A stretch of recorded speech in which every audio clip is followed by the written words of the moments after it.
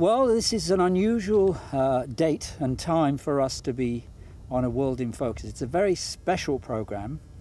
We're in Israel. We're on the western edge of the wilderness. I have with me, I was going to say in the studio, but of course it's a very vast studio that we have here in this lovely setting in Israel. Dr. Grady McMurtry, thank you for joining us today. My pleasure, as always. Doctor, I would say that there is so much to cover that it would seem impossible to be able to do it in the short time we have on this particular program. And I would encourage you to try and think as you used to think before you became a believer in the Bible, and that you accepted the Word of God as being inspired and accurate. Now, if you could just take us through how you got thus far from having come from a highly academic background, man of great intellect, also a lifetime member of Mensa. So you are one of amongst billions that have an intellect. And I think the fact that you've come from a believing background of evolution and coming now to something which is believing that the creation is also science, and that God perhaps is the greatest scientist that ever has been and probably ever will be. Give us some of your history. Well, first of all, God is the greatest scientist. There's no doubt about that. I grew up as an evolutionist because I was born in San Francisco, California, moved over to Berkeley, California, and was raised on the campus at the University of California, Berkeley. My father was a student there, a professor there, after he earned his degrees, and at one time a secretary to the president. And so I grew up in this very evolutionary, very liberal atmosphere and environment in California. When I was not in the California public school system learning evolution as a child, I was in the paleontology laboratories at the University of California, learning about dinosaurs, fossils, and evolutionary theory when I was only a child, but learning from PhDs. And I learned about these things so well that when I went back to elementary school, they used to borrow me from one classroom to the other, starting when I was in the third grade. And I would teach the other children about dinosaurs, fossils, evolutionary theory, because I would know more about it than the teachers did. And so that is the environment that I grew up in. I went on to earn my own degrees at other universities, but all of my science degrees were earned as an evolutionist. I believed in evolutionists. I taught evolution. I taught evolution from the 7th grade through the university level. But during all those years, I was never taught that there was a perfectly valid scientific alternative to the various theories of evolution. At the age of 27, I was challenged to take a look at the claims of Christ. I had grown up in a Judeo-Christian ethic in California. I knew about Christianity. I had a Bible, though I'd never read it. It has just been given to me. And at 27, I simply had the proposition that either Jesus is telling the truth or he's not. If he lies about even one thing, then he's not God. If he was telling the truth about everything, he is God. Now that's very simplistic, but for a man who has considerable academic and scholastic skills, it's a simple enough thing to approach. So I spent 6 months looking at the claims of Christ. Was he telling the truth? Was he not? Now, after I had looking at the Gospels, I realized that they were legal depositions. These are 4 eyewitness accounts of the life of Jesus. In addition to that, of course, I did read material by others, histories outside of the Bible and so on. Josephus, for example, Roman histories, Greek histories. The fact of the matter is, though, that when we take a look at the Gospels, when we take a look at the writings of history inside and outside the Bible, the conclusion must be that Jesus is telling the truth. First of all, and I think the most meaningful thing for me personally was this, that after the resurrection of Jesus Christ, I mean, it occurred here, just only 35 miles from us, over 500 people were willing to live and die without recanting that they had in fact seen him after the resurrection. If you think about it, no one will die for a lie, they will only die for the truth. No one will knowingly die to support a lie, but they will knowingly die to support the truth. Now, to me, that just speaks volumes. And so, looking at everything, of course. But no human being led me to Christ. No human being was trying to force me into being a Christian. I simply, academically and scholastically studied it. I came to Christ, as I call it, 98% intellectually and 2% emotionally. Now, I got a lot more emotional about it after that, of course, but I literally became a Christian in a room by myself with the Holy Spirit. I knew so little about it that I had to go and ask a pastor, is there anything else I ought to do? You know, once I made the decision, there's nothing in the back of the Bible that says, here's a checklist, you know, do this, do this, do this. So I went to the pastor and said, is there something else I ought to do? He asked me a couple of questions. I explained the situation in more detail. He said, so you've made your decision. I looked at him and he said, if you knew me, you wouldn't ask that question. And he said, okay. And then he opened up the scriptures and he said, two things you do need to do. You need to make it public. You cannot do this privately, you must make it public. And so the next week I did make it public. And you should be baptized, and a couple of weeks later I was baptized. Now here's the problem. That made me a saved evolutionist. Now I'm smart enough to know I've got a problem. Exactly. I would say that you've got some challenges here, and you mentioned a checklist a minute ago, and I think that you must have set, a man of your sort of intellect would have probably set some checklists as to how you would search for truth when you were reading the Bible. How did you start off, and what other things did you do other than just check out the eyewitness account of Jesus' resurrection? Well, it's not just that. It's the Gospels are legal depositions. They're 4 eyewitness accounts of the entire life of Christ. We have 2 genealogies from his birth in Matthew and Luke. We have the eyewitness accounts of all those stories and so forth that are shown to us in the Bible. And we have outside histories, such as Josephus, the Dead Sea Scrolls, which of course Qumran is, again, only a few miles from our location today. And we have academic histories of the ancient world. So there's just an overwhelming amount of evidence. I mean, no historian today would deny the existence of Jesus Christ. The question is, who is he, what was he, and so forth. But there's no historical doubt of his existence. We feel that he was mentioned in the Dead Sea Scrolls, he's mentioned in other histories, and so on. So his existence is not a problem. I would think that probably the biggest challenge for you as an evolutionist, former evolutionist, was the book of Genesis and the account of creation according to the Bible. How did you accept that, particularly when it came to 6 days? Well, as I said, once I became a Christian, I was just a saved evolutionist. Now, I'm smart enough to know that I've got a problem. So I started from scratch with a blank piece of paper.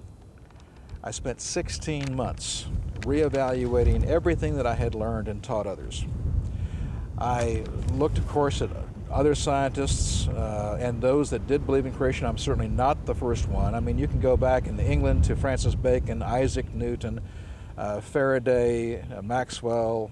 There are many great creation-believing scientists that, in fact, come from the UK. But not only that, what I started looking at was the reality of whether science supported evolution or creation.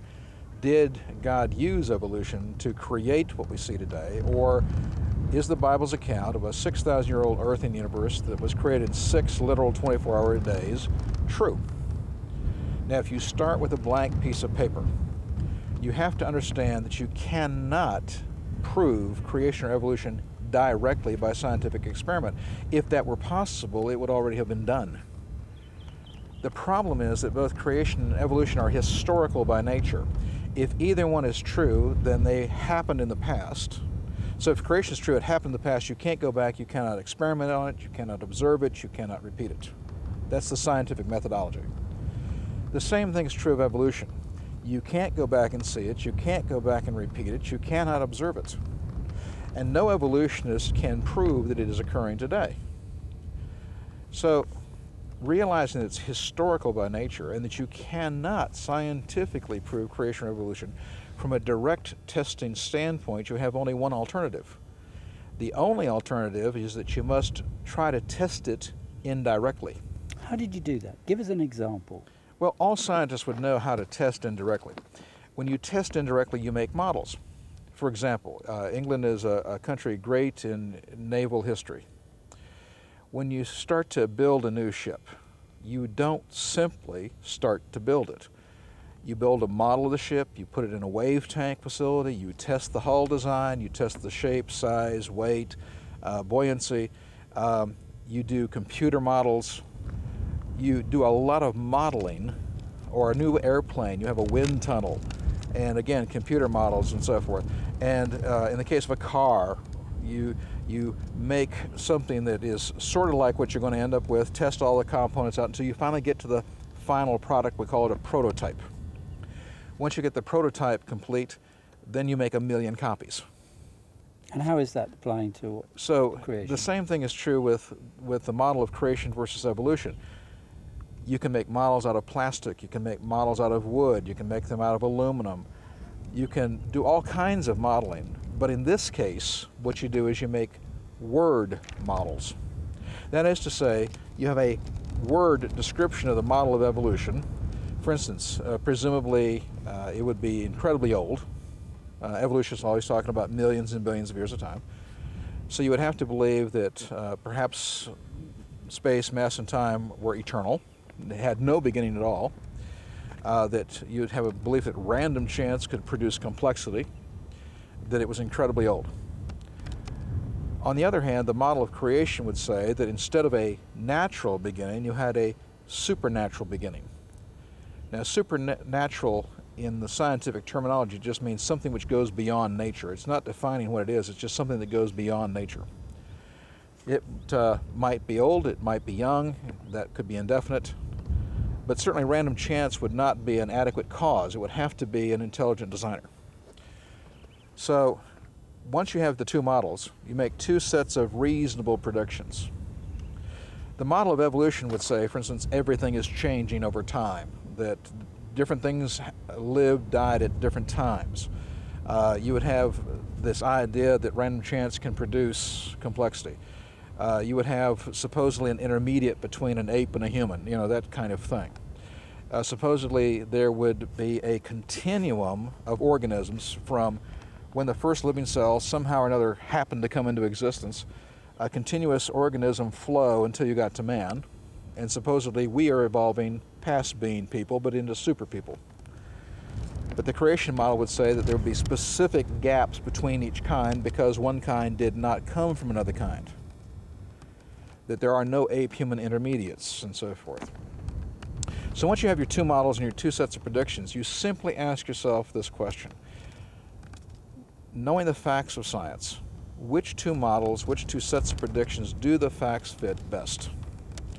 So you look at the laws of science, the law of gravity, the laws of motion, the laws of thermodynamics, the laws of genetics. You look at natural processes like photosynthesis. You look at what's really in the ground, the physical evidence. Now, any honest person looking at it that way would have to conclude that all of the natural laws, all of the natural processes, and all of the physical evidence is explained by creation. But there's not one natural law, not one natural process, and only some of the physical evidence that could possibly be explained or predicted by the evolution model. That being the case, the creation model and the creation set of predictions are the much better view of things. It's not a direct proof, it's an indirect proof. So the creation model is a much better interpretation of the physical evidence, the natural laws, the natural processes. So at the end of 16 months, basically overnight, I became a biblical scientific creationist, a person who believes 100% from the Bible and 100% from science that creation is true, occurred 6,000 years ago, exactly as the Bible says, and in 6 literal 24-hour days. But people would say you'd lost your mind at that point. There are some people who would say I've lost my mind. Even within Christendom, there are those that believe that God used evolution as a process to actually bring about what we have today. And I think we need to be very clear, Howard. Whether you accept an old earth or a young earth, that is not the salvation issue. Right. I want to make that very clear. You can go to heaven and believe in an old earth. However, the person who is a Christian and believes in an old earth has, one, a very weak witness, and number two, is simply not aware of all the facts that in fact support a young creation. If they knew all the information, as you are trying to get across on our channels, then they would give up the belief in the old earth and that God used evolution to create, and they'd simply believe in creation straight up. I can say to you that if I was not a Christian today, knowing the science that I know, I'd still believe a young earth, young universe. And give us some examples why. Well, for instance, we have over 200 what are called geochronometers, but it means, big word, Earth time clock or universe time clock. Geo meaning Earth or matter, chronometer, time clock. Now we have over 200. We can't obviously talk about all this today. To me, one of the single strongest arguments for young Earth is the decay of the magnetic field of the Earth. The Earth's magnetic field is decaying the same way a radioactive material decays. It has a half-life of 1,400 years. So every 1,400 years, 50% of it goes away, dissipates. And what's the effect of that? Now, there's several effects to that. The Earth's magnetic field protects us from deadly radiation from the sun. If the Earth's magnetic field is not there to protect us, that deadly radiation comes right into the Earth, hits the Earth, and kills everything on Earth. It's critical. So how long have we got? Well, technically, the zero is about 2,000 years from now. This is one reason why I know scientifically the Lord is coming back soon. Because I know and have read the Bible, there are going to be people here to meet him when he comes back. So obviously, it can't be that long. But when evolutionists say the sun's going to burn another billion years or whatever, and it's always going to be here. Well, again, that's just an evolutionary faith position, but there's no basis for it in science. Because if you look at the science, the Earth isn't going to last a lot longer. And so whether it's today, tomorrow, 10 weeks from now, 10 years from now, it's relatively soon. Dr. Grady, that's got nothing to do with the environment, is it? We cannot affect it. There's nothing we can do to change it at all. This is the Earth's magnetic field. Got nothing So to do as with the magnetic field is getting smaller and smaller, that radiation is getting closer and closer to the Earth. There's not a thing we can do to change it. So we have a limited amount of time. There's a finite amount of time that God has given us to make a decision whether we're going to know him, believe in him, and be with him in the future, or reject him and be without him for eternity future. That's a given. And if we go back in time and start doing the numbers, if you go back 10,000 years from today, basically about 8,000 BC, the strength of the Earth's magnetic field would kill all life on Earth. So if it's too strong, it kills us. If it's too weak, we die. So we couldn't possibly have been around billions of years? We cannot have evolved from apes. We cannot have been here for billions of years, and nothing on Earth could have been here that long. Now, there are other things. I mean, for instance, there are 4 things that are easily understood about the moon to prove that it's all young. Because the moon is moving away so fast that if you go back in time, it would come back and hit the Earth 1.4 billion years ago. Now, that's a long time, but evolutionists say the Earth and the moon are the same age, 4.5 to 5 billion. They'll say 4.6 billion. But that would mean that the moon would have to be attached to the Earth for the first 3.6 billion years. Well, that's not credible. And if you come back in time 500 million years ago, the tide rises a mile high twice a day. Well, that's not credible. And if the Earth and Moon were came into existence, as evolutionists would say, 4.5, 5 billion years ago, at the distance it is today, which is a reasonable distance for tides and so forth, and then you let it move away for 5 billion years, then today you couldn't see it. Today you'd have to have a telescope to see the moon. So the fact that you can see the moon tells you that the Earth and the moon are young. Now, there's over 200 arguments like this, whether it's in the Earth, the heat loss of the Earth, whether it's the rotation rate of the sun, lumpy rings around Saturn, whether it's barred spiral galaxies across the universe. It doesn't matter where you look, we see over 200 scientific arguments for a young Earth. Okay. Well, as we're here in Israel, and it's a fascinating country, and it's quite unusual geographically speaking, but obviously historically speaking as well, it's got a lot to offer.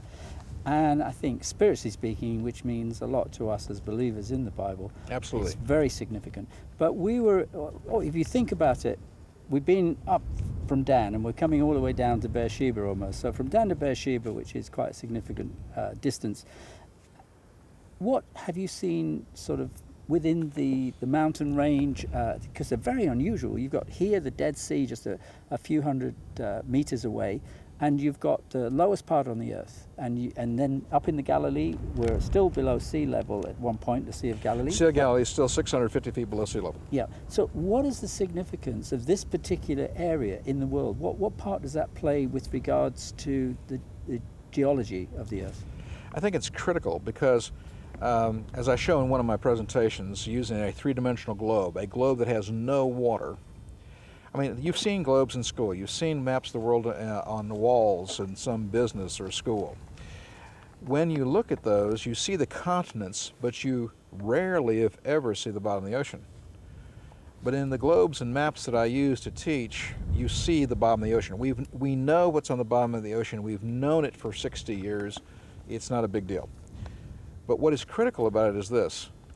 As I call it, crack, the mid-oceanic ridge that separates the three continents on Earth from the others, starts at Caesarea Philippi near Dan. Caesarea Philippi is up in the Golan Heights. Dan is down in the Hula Valley. But at Caesarea Philippi, you have clear living water coming out of a rock. This is where Jesus took his disciples to ask them, who do men say the Son of Man is, and then who do you say that I am? And Peter gives us the great statement of faith, thou art the Christ, the Son of the living God.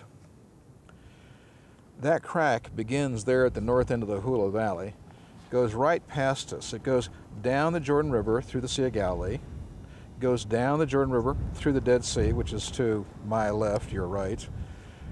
Now, at that point, you reach the lowest spot on Earth that you can be on without being drowned. But the crack itself continues south across through the land itself to Eilat, a port city in Israel. It then turns southeast. So here it's heading almost due south. At Eilat, it turns southeast and forms what is today the bottom of the Red Sea.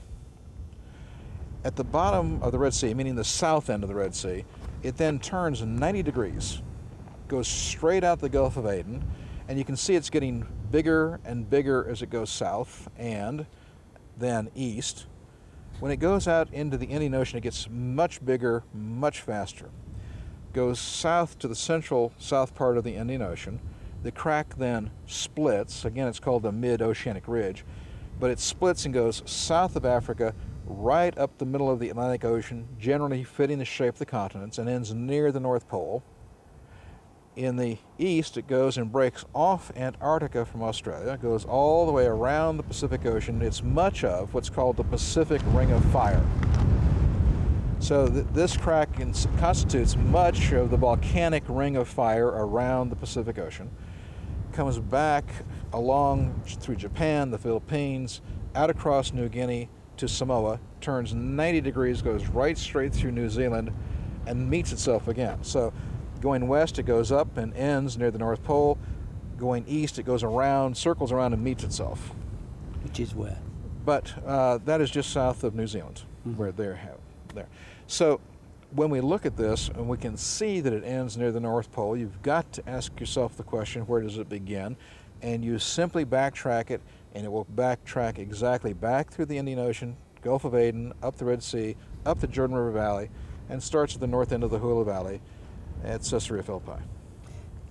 Do you think that Jesus Christ actually was aware of this, and it was poignant for him to be speaking from that? I think Jesus is God and Creator. Colossians 1:16 tells us that through Jesus Christ, all things are made, all things consist, all things are held together. I do not think it's a coincidence. The odds against this are in the areas of 1 followed by 40,000 zeros. You know, it's an impossibility that Jesus would take his disciples to the very spot on the earth where the crack begins to ask them these two questions. It's simply beyond calculation. I don't think it's coincidence. I think he knew exactly where he was in his role as Creator and as God. In the physical, he has to walk 5 days from Capernaum to get there with his disciples. But he takes them there to ask them that question because there's clear living water coming right out of a rock. Reminds you of Sinai down south of here, where Moses deals with water coming out of a rock. So the living water, and in a desert country, water is life.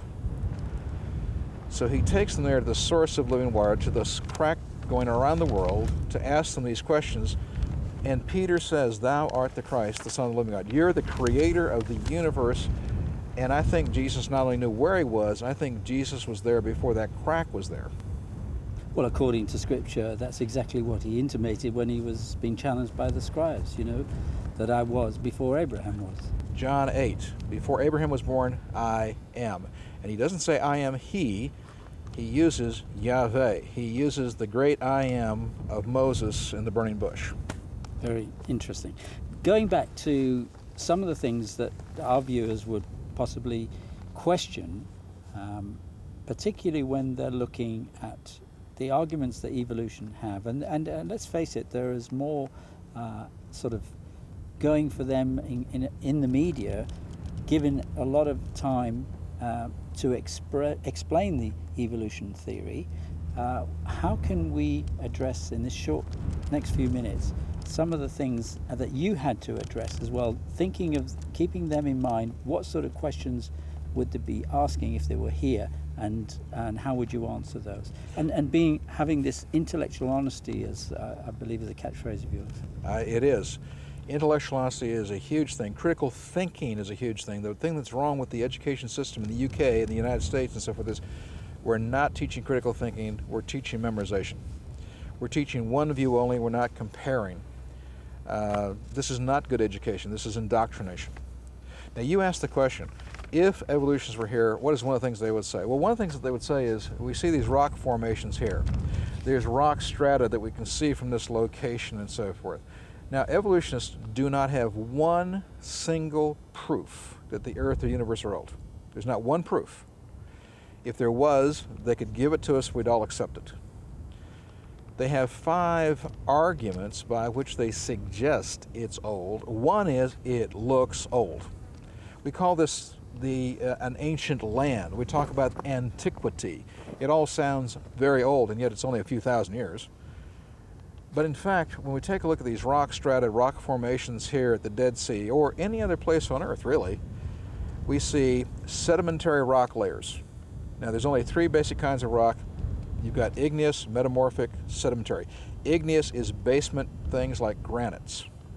Metamorphic is basically volcanic. Now this whole Rift Valley that we're in is a volcanic mountain. I mean, we can look down and see volcanic rocks here too. All those black rocks that are interspersed with the rest of this are all volcanic. But these sedimentary layers means deposited by water. This is sediment, just like dirt in a glass settling to the bottom. But wouldn't they say these would have taken billions of years to have formed? They would say, look at all those rock layers, all those sedimentary rock layers. Now they're all laid down by water, and they're going to say each one of those was laid down one at a time, which would mean you'd have to have 1,000 floods of roughly the same thickness occurring over hundreds of thousands of square miles, one after another. Now, first of all, that's not reasonable. That's not credible. Why?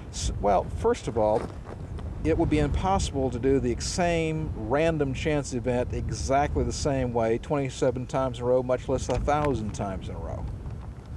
Secondly, when we look at these layers, you notice that the layers, when they contact, they're flat. That is to say, you don't see them just merging one into the other.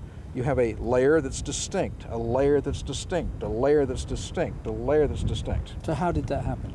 Well, think with me for just a second. A good scientist always asks 2 questions. What's there and what's not? Now, these are undoubtedly laid down by water. But what's not there?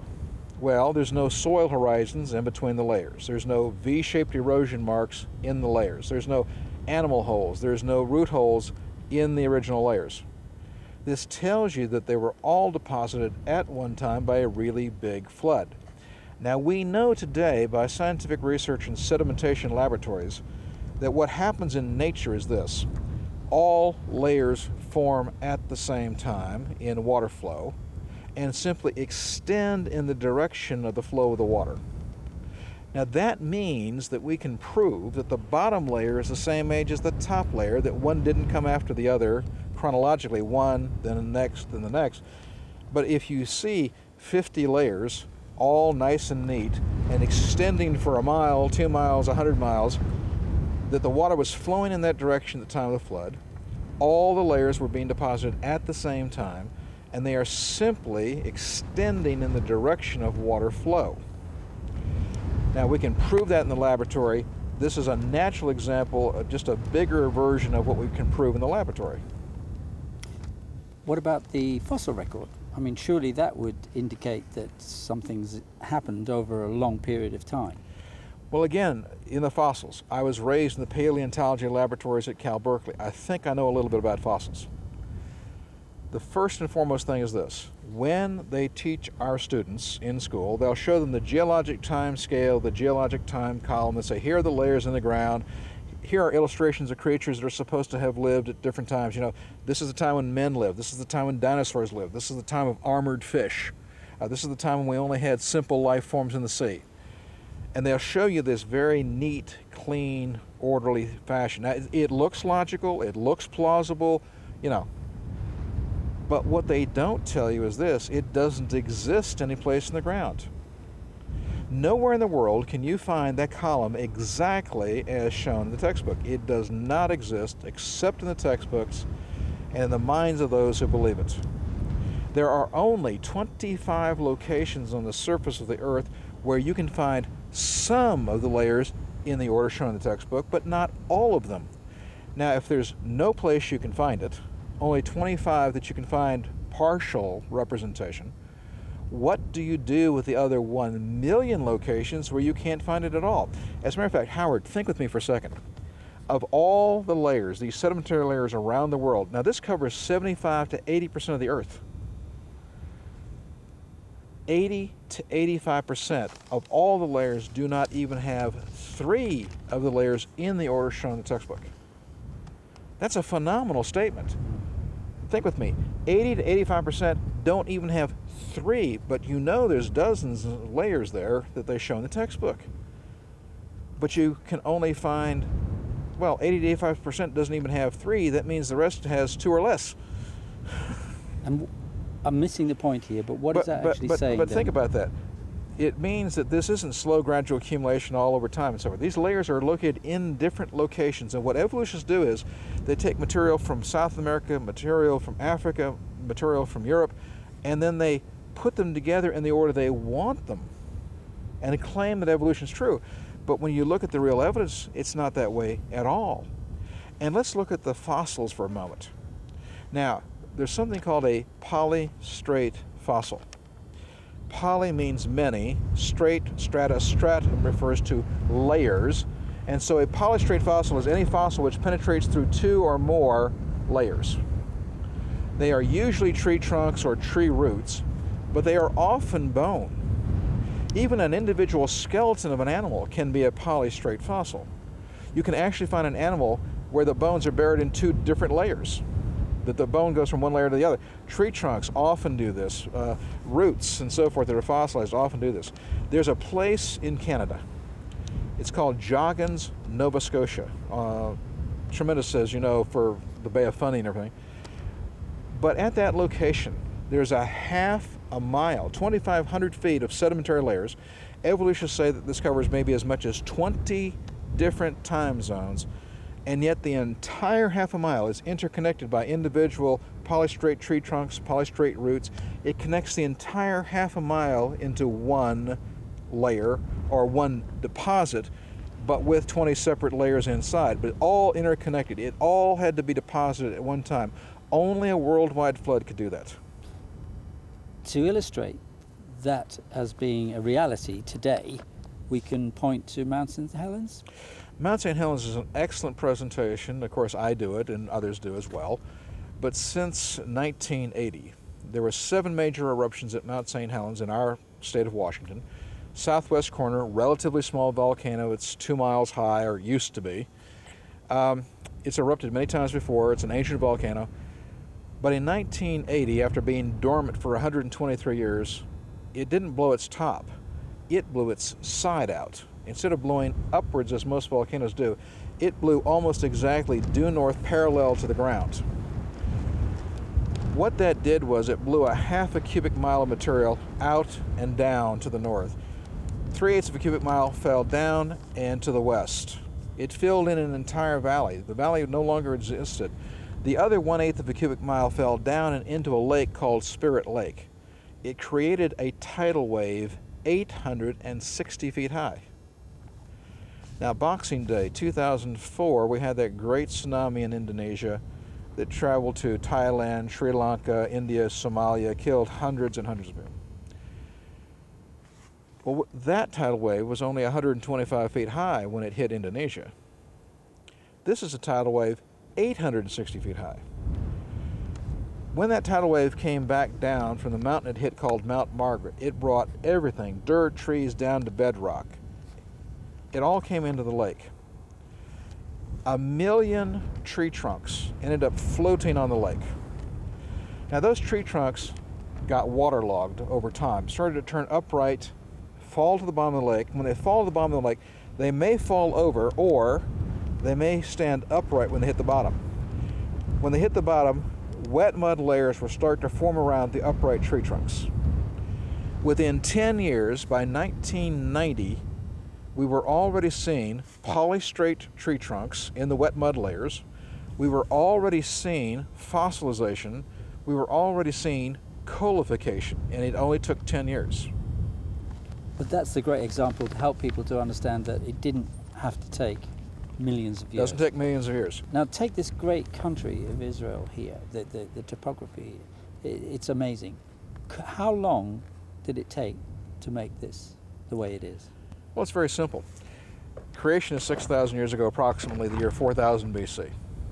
The flood occurs 1,656 years later. It's a complete, total flood of the earth. It's mentioned in Genesis, Psalm 104, 2 Peter chapter 3. Now, during that time, a mile of water came out of that crack that's near us here, also all the way around the world. A mile of water came up from below that had been stored there at creation. It was discovered scientifically in 1909. But there's a mile-thick layer of water down below that came up through this crack, and it floods the earth. So there were seas a mile deep at the beginning of creation. 1,656 years later, we have a mile of water added to the surface coming up from below. So think of, if you punch a hole in the bottom of a boat, what happens? Well, the water goes up, but the boat goes down. Same thing happens at the time of the flood. God put that layer of water there knowing he would need it 1,656 years later. And when the water starts coming up through this crack that's here in Israel and on around the world, well, the water goes up, but the land must go down. It also allows the land to slide sideways. Pangea, continental drift, plate tectonics is true, except for the time. Evolutionists say it takes 100, 200 million years. I say it all takes 1 year. It only takes 1 year because the continents are floating on a layer of water. Just like pushing a boat away from a dock, if the boat is floating on water, a child could do it, correct? So here, God has arranged foreknowledge that he's got this layer of water there to be the lubrication. And when the crack here separates Pangea, which is mentioned in Genesis chapter 1, when the dry land comes out of the water at the time of creation, God gathers the water on the surface into one place. Well, that means the land's in the other one place. Well, that's Pangea. But at the time of the flood, this crack, or mid-oceanic ridge, separates the continents so 3 continents can float on a layer of water, slide away very quickly. But as the water's coming up, the boat must go down. So as the continents are moving sideways, they're also sinking.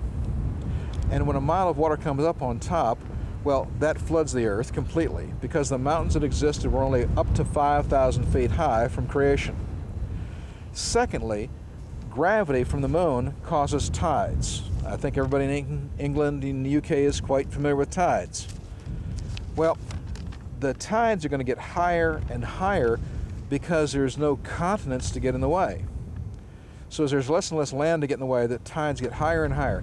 Now the tides shear off all the mountains that existed before the flood, all the rock that was originally placed there by God.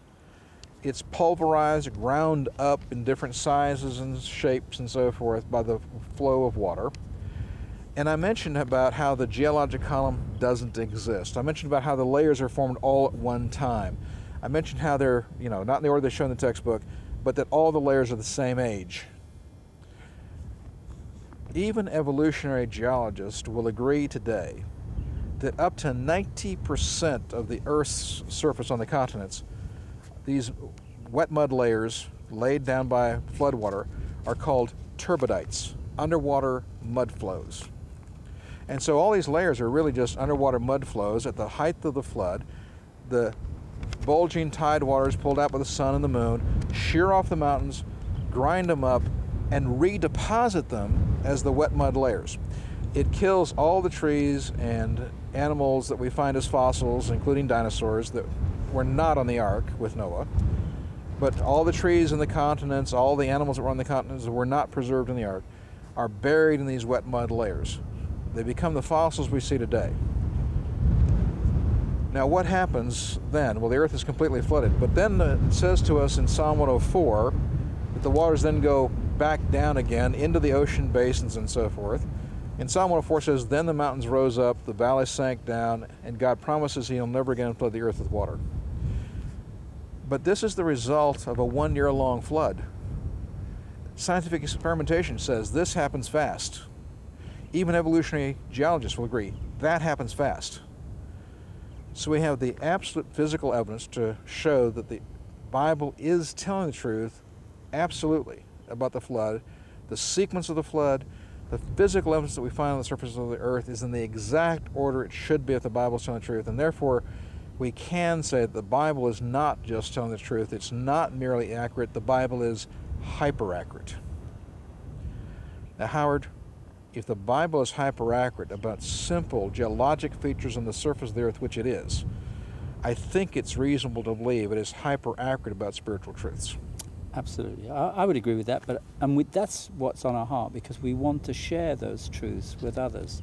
And that's why we do programs like this. Just to help us on a couple of other points, because we can't touch everything, and Yes. Our viewers are going to be able to get copies of the DVDs and see programs that we're going to make even while we're here in Israel on this particular tour. We still have so much to cover, and that will be available over a period of time, hopefully within the next year. But just snippets. I know it's difficult to do this because it's not as convincing as going into the whole topic in its entirety in one session. But say, for example, the carbon dating, the species of the origins. If there's other things that you could mention with regards to these, would help people to understand that the Bible again is accurate with its history. First of all, you've heard of various supposedly scientific techniques to measure how long it's been since something lived, like carbon-14, or how long it's been since some event occurred, like potassium argon, rubidium strontium, uranium lead. That would be something you would say potassium argon used on volcanoes. None of these methods work. All of them start with 5 false assumptions. Carbon-14 starts with 7 false assumptions. Even the man who invented it, Dr. Libby, agreed it doesn't work. It is absolutely worthless, except it proves the Earth is young. Now, I'd have to get into the detail of that, but the only thing carbon-14 is good for is proving the Earth is young. None of these methods work. It's simply that people have been convinced they work, but they don't work.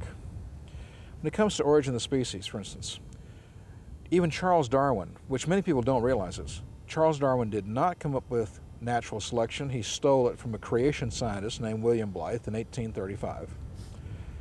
He himself gave up natural selection. If you read his later works, not the 59 version, but the later works, even he himself agreed natural selection was not capable of giving us the evolution that he believed in. So even he gave it up. And survival of the fittest is a self-fulfilling prophecy. It's totally meaningless. Survival of the fittest is nothing, because what survives? The fittest. How do you know it's the fittest? It survived. But it doesn't mean anything. And survival of the fittest doesn't give us arrival of the fittest. When you take a look at nature studies, like here in Israel, for instance, you find out that predators are opportunistic hunters. They don't take animals making decisions, oh, I'll take that one because it will further evolution. They take what they can get. And they take the young and the old, the genetically defective, the infirm, because it's what they can get. But when they take the genetically defective and the infirm.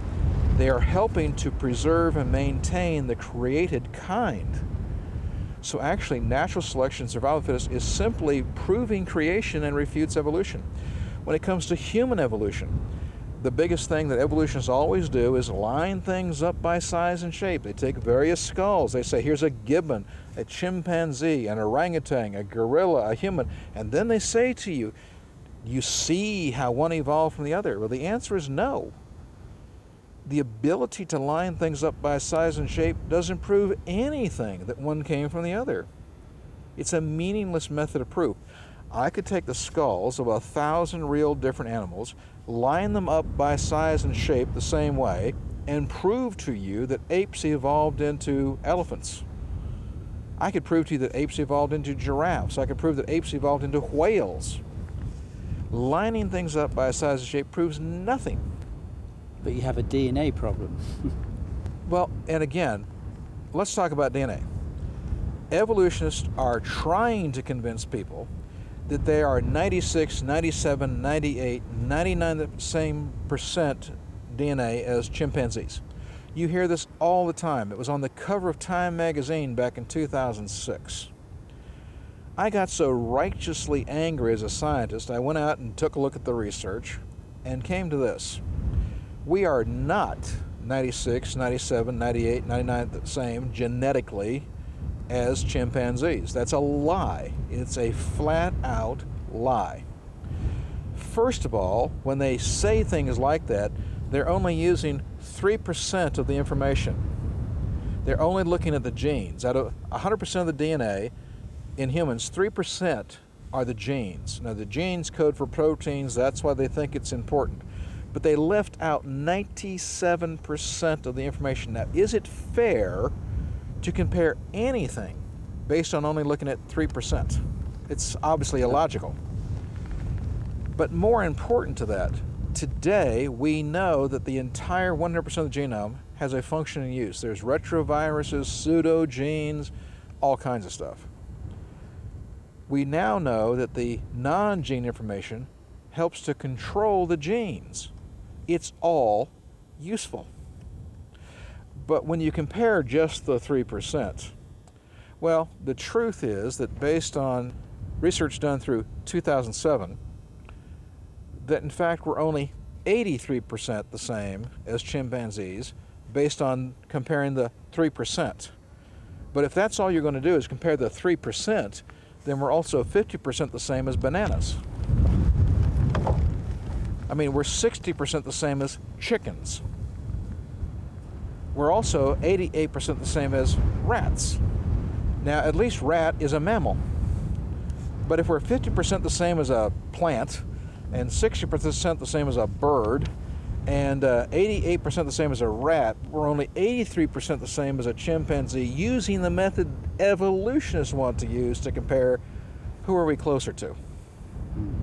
You can't do this. You can't line up this stuff that way. It doesn't work. We are actually very far away genetically from chimpanzees. One more to conclude. This is an everlasting story, by the way. Yes, well, absolutely true. But before the light totally fades and the wind drops, I would say that dinosaurs, you can't not mention them. And I remember that the DNA that was found inside a dinosaur's bone was discovered just recently, just a few years ago, on more than one occasion by a certain person. Could you just give us a little bit of that background? Well, let me go back just a little bit further. We found dinosaur blood cells in a T-Rex bone in 1990. Now, that was done by an evolutionist paleontologist, Dr. Mary Schweitzer. She's a brilliant, excellent paleontologist. She loves to dig up T-Rex bones. That's done in Montana. In 1990, she breaks one open and finds blood cells. And the blood cells still had hemoglobin inside. Now, remember that DNA, proteins, amino acids, when you die, they start to break down and decompose naturally. The molecular atomic bonds break down naturally. You should not be able to find hemoglobin in something that's supposedly 68 million years old because these atomic molecular bonds would already have broken down. that was absolutely phenomenal. But in March of 2005, she found dinosaur flesh. Now this is dinosaur flesh, recognizable. You could squeeze it, the blood would come out, you could pull it and it would snap back in place. It was resilient, moist, and I could show you a dozen photographs. But since then, in March of 2005, we have also found dinosaur flesh in a hadrosaur and a titanosaur. So as of today, I know of 3 dinosaur finds where we found fresh flesh. What does this tell you? It tells me that these are dinosaurs that died in the flood of Noah 4,350 years ago, buried in the wet mud layers of the flood of Noah, and became fossilized. We even found a mummified dinosaur recently, including the skin. Now you don't have the color, we don't know what the color was, but we can actually find the scales, and we've had skin impressions, we've had fossilized skin impressions before, but this time we actually found mummified skin and scales. We have recently found bone marrow inside of fossil frogs, fossil salamanders in Spain that is supposed to be 10 million years old, according to evolutionists. Again, none of this could be possible if evolution were true. It proves that all these things were buried in a big worldwide flood 4,350 years ago. We're in the area where Sodom and Gomorrah would have existed. Yeah, Sodom and Gomorrah is just south of the Dead Sea, not very far from us. Yeah. Now, that was used in the Bible on more than one occasion in the New Testament as a reminder of God's judgment that is still to come. Yes. How can you tie that in the concluding 3 minutes with our taking this seriously, that this is an opportune time which could be missed to come to know God as he truly is our creator, in all that we've talked about?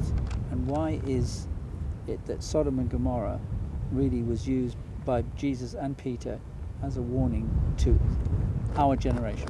Well, Sodom and Gomorrah are just about 30 miles south of us here. Sodom and Gomorrah, of course, is a supernatural judgment by God. He simply annihilates them. We also see a modern version of that at Mount St Helens. 57 people died in 8 minutes because they refused to heed the warning that they were given. Sodom and Gomorrah, Lot and so forth, is given a warning of all this, and he flees. What God is telling us, both in Sodom and Gomorrah or the example at Mount St Helens, he repeatedly reminds us of instances in nature. There's a finality to all things. You don't have an infinite amount of time to make a decision. There's a finite amount of time for everyone. You've got to make your decision before this point, because you will cease to exist at that point in the physical body. But we have a soul and a spirit that goes on into an eternity future. And while there is time, Jesus said in the synagogue in Nazareth, today the scripture has been fulfilled. The scriptures say today is the day of decision. Today is the day of salvation. Because there's a finite amount of time. You don't know how much longer you're going to live. You have to make your decision before you die, because afterwards you have already determined your own eternity. Dr. McMurtry, thank you very much for being with us here today. Hopefully this is something that would have awakened something in you. If you want to search for truth, now is the time, because time is running out. And whether the Lord Jesus Christ comes back today or in 1,000 years or whatever, I think if you're like us, you want to know what is truth. Pilate even wanted to know what is truth. It's in the Word of God. Check it out for yourself. Now is the time for revelation.